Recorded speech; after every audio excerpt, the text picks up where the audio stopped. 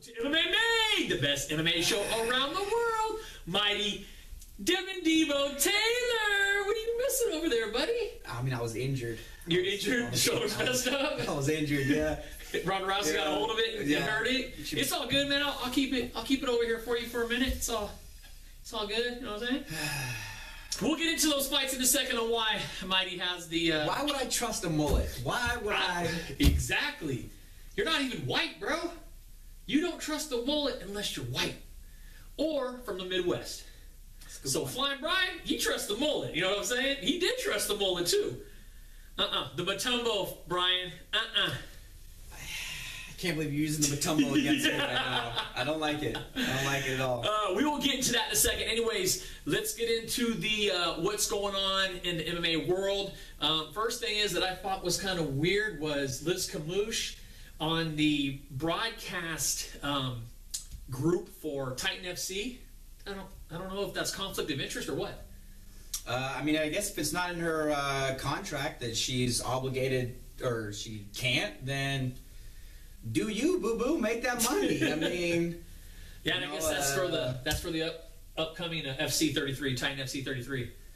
I mean, if they don't get sponsorships anymore, then you got to make the money however you can. Yeah, I guess so. Another interesting thing, Mark Coleman, UFC Hall of Famer, and this is like kind of a big thing going on. Apparently does not have a ton of money. His medical insurance looks like it's coming to an end, and he has to have some type of pretty major surgery. So the MMA community is pulling together. Looks like they're trying to, get some money for him so he can get this done. But where does the responsibility lie for the MMA promotions to help fighters out that are retired? I mean, that's a good question. I mean, I think... I don't know if I have a popular opinion. I think for myself, I think it's kind of on the fighter that this is, at least the way it is right now, this is the game that you got into. So if I know I'm going to get paid... Mark Coleman was making decent money. He was a heavyweight, or he was a champ for a long time. Yeah. I think back then there wasn't as much money, though. Yeah. Definitely compared to what they have now. He was fighting over in Pride a lot as well. But, most likely you got to say probably bad money management. And the only long-term thing for a lot of these fighters is really to start their own gym and kind of use their name that they built up, kind of their brand, and then, hey, open a gym and get a whole bunch of other fighters you can try and train and make money off of. Well, the money's a good point, and actually, and I bring up Chris Toplack a lot because he's one of our boys, so props to Chris. Great podcast. Check it out if you've never checked it out. But he brought up the fact back then when Coleman was, in the heat of his, at the top of his game, they're probably making $50, $60, maybe $70,000 a year. Not huge money. Even if you're talking 15, 20 years ago, that's not huge money. I mean, it's probably good money, solid money for back then, but to be a sports figure, a professional athlete. Yeah. I mean, you got to imagine that over in Japan there was more, and probably because a lot of it, I think, was kind of fixed, and there was some questionable stuff. There was like Yakuza money floating around. But yeah, you got to think probably not great money management. That was pretty wild times back then, I assume. And you know how it was. We used to buck wild. I mean, we were like 10 years old. You were bucking wild. I was a very responsible 10-year-old because my mom and dad watched. So you ain't gonna get me knocked out. Yeah. I did my homework. I went to sleep early. Yeah. Yeah, this is sad. I think it's on the fighters, the way that it's set up right now. The way a lot of this stuff is looking, fighters trying to get into a union. I think they're trying to gain some of those things. But, as it is right now, I feel bad for them. And so they should be hitting up Dean Witter, is what you're saying. Be like, hey, invest my money. So I'm not broke when I'm 50. I mean, yeah, or he's got to open a gym. I mean, he's got a huge name. Mark Coleman still has a huge name. Movies came out about him. I don't know, maybe he got some royalty checks off that. But I would say, you know, get an investor and open a gym and train other fighters. Try and use your name for something. Dude, throw your name, sell your name. Mark Coleman Grills. Yeah. It's like the Coleman Grill instead of the Foreman Grill. And it's even better. I don't know. And it comes with a hammer? Yeah. Instead of the grill. I don't know. You got to do something, you know, try and make that money. Okay, another thing that was a shock, I don't know if it's too much of a shock, but Shlemenko peeing hot. Was it Peds or was it... Peds. Oh, all right, so don't lose your minds, people. It wasn't a, well, it is a banned substance. Hashtag Peds? Hashtag Peds this time because he's peeing hot, T levels, not, well, T to epi-T out of whack, so that's usually a sign you're juicing. You know, a lot of these fighters that you just wouldn't expect. Shlemenko, it's not really a huge part of his game. Yeah, well... I mean, I guess, I mean... Of course, it helps everyone's game, right? Yeah, I mean, to a degree, you can train harder. You know, there's less fear of kind of injuries, or when there are injuries, you basically just train through them. Yeah. But definitely, it's. I think all the guys we thought it was, those guys kind of got weeded out. Yeah. And now you're surprised at the guys that are popping. Yeah. All right. So, anyways, that was kind of a big thing, and I was kind of, you know, bummed out about that. We got to do that interview with him in Fresno, and that's for this fight that we interviewed him for. He's probably going to get that overturned or no contest, so that's probably going to take him out of title contention and more than likely a suspension. So the difference is in Bellator when they do the pre-fight urine tests, they get the results back before the fight, and they're like, "Oh, you peed hot. We're not going to let you go in there all roided up and beat the hell out of this guy." This was a pre-fight drug test, and they just got it back. Yeah. So they still let him fight. No, this was for the Fresno fight, man. Oh. He peed hot for the last fight he had. I got you. I thought you meant... Oh, for the upcoming fight? Oh. No, this wasn't on a competition. This was pre-fight against Melvin Manhoff. That was a while ago, dude. That was Friday the 13th last month, like 4 weeks ago, a little over 4 weeks ago. And they just got the results back? Well, I don't know. Who knows, right? You know, do they get the results back?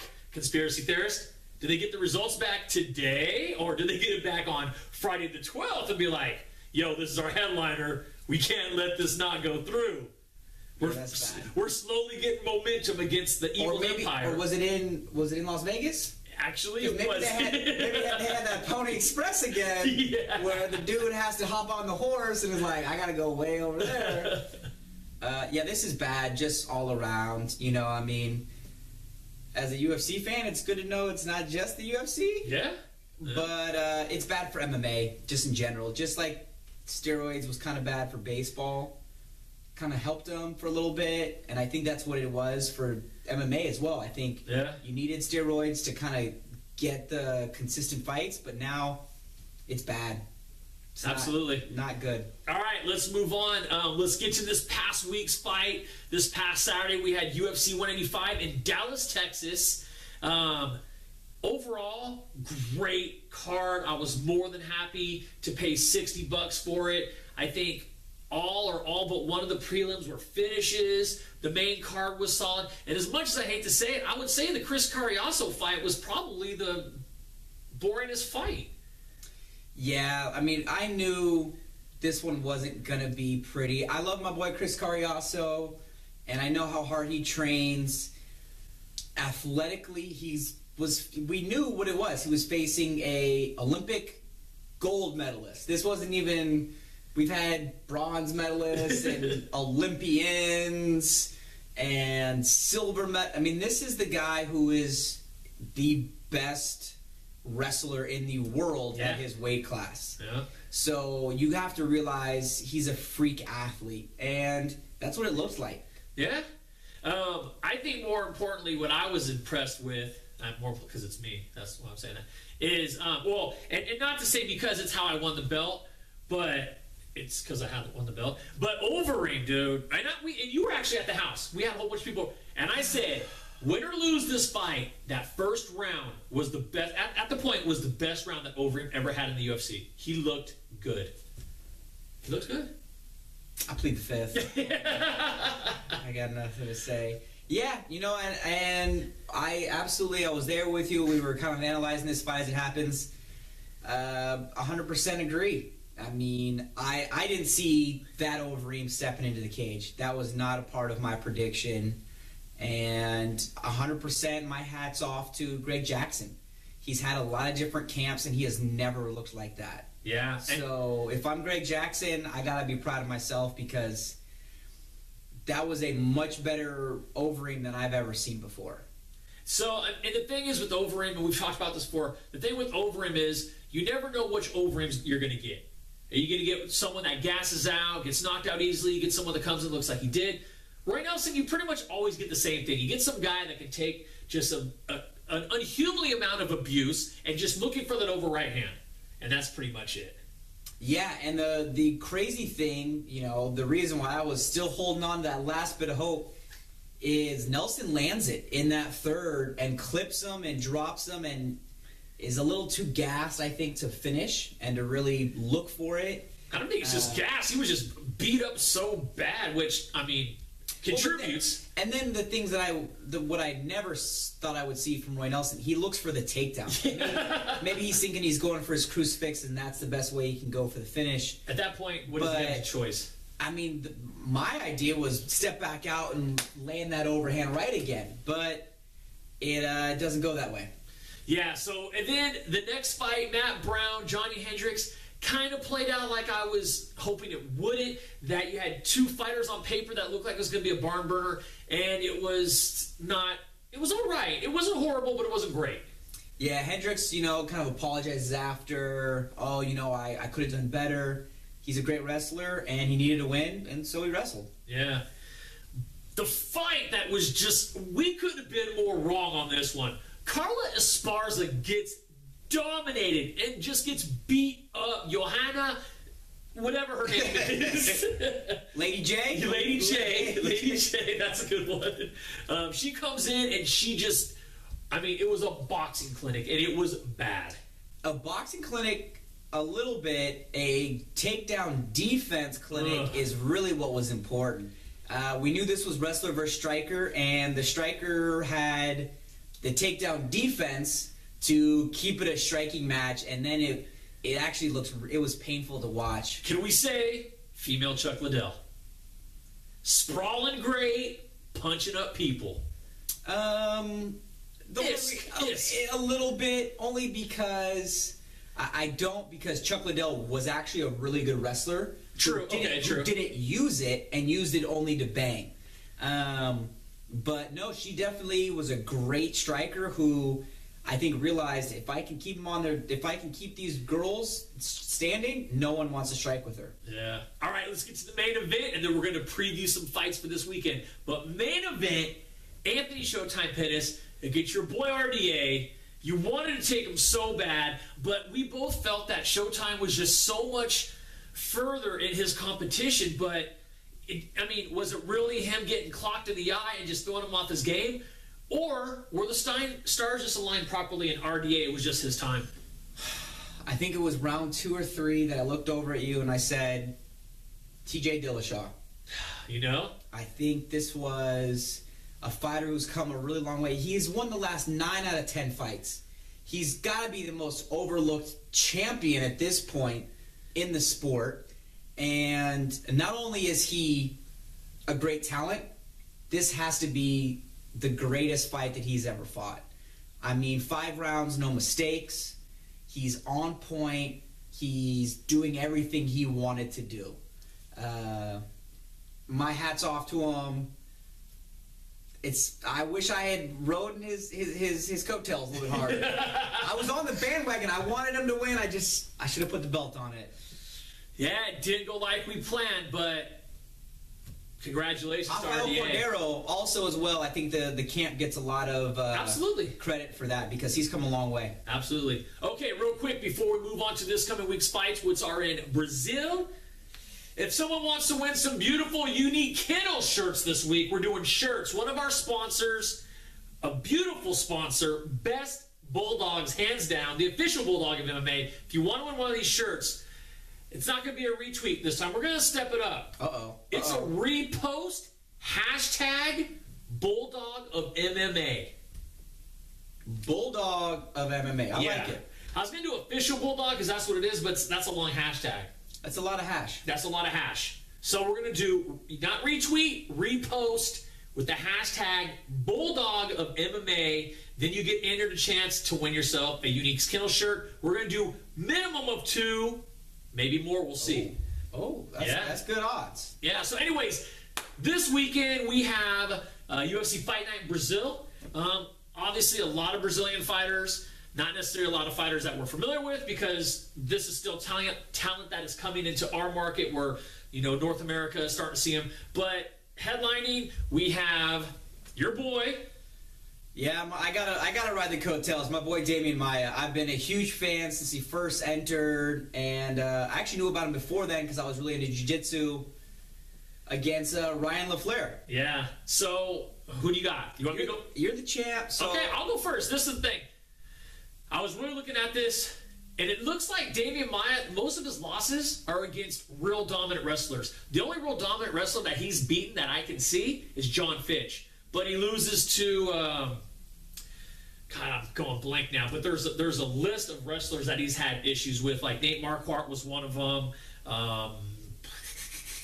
I don't know. But my point is that I think LaFlare comes in. He's going to be able to grind out a win from the top game. He does have a little bit of jiu-jitsu background. I think it's going to be just enough to keep him out of harm's way of getting submitted. So I'm going to have to go with LaFlare on this. And I got to stay with my boy. RDA taught me a lesson. And, the belt is all good and fun, but I want my boy to win, and I gotta put the belt on it. All right, that's good. We got the co-main event, though. I don't know if we'll see eye to eye on this, but we got Eric Silva and Josh Koscheck. Josh Koscheck is filling in for an injured fighter that got pulled out, and that was who was Eric Silva fighting originally? I don't know. It draws a blank right now, but Koscheck just got finished by Ellenberger just a few weeks back. He's filling in short notice, but man, I can't see Koscheck winning this fight. I mean, his back's up against the wall. This is his 4 straight losses in a row, but I got to take Eric Silva in Brazil. Yeah, Eric Silva in Brazil. You got to think he definitely has a striking advantage. The question is, can Koscheck wrestle him for 3 rounds? Yeah. Which Koscheck has the ability to do. Koscheck has really fallen in love with his overhand right, so we'll see. Yeah. Well, there's one last one. We got I can't even talk. Andre Fili against Pepe. Touchy-Feely versus Hometown Hero? Godofredo. Yeah. I got to go Touchy-Feely. I mean, he's come a long way. I think he's a great fighter. I got you on that too. NorCal, baby. Anyways, that's it, man. We got it done quick. Boom, like that. Good, let's get it over with. All right. I hate you having my belt right now. Devin Debo Taylor, Mighty the champion, baby. Hashtag Champ Mighty. Do it. Get out. Thanks for watching. Have a great night.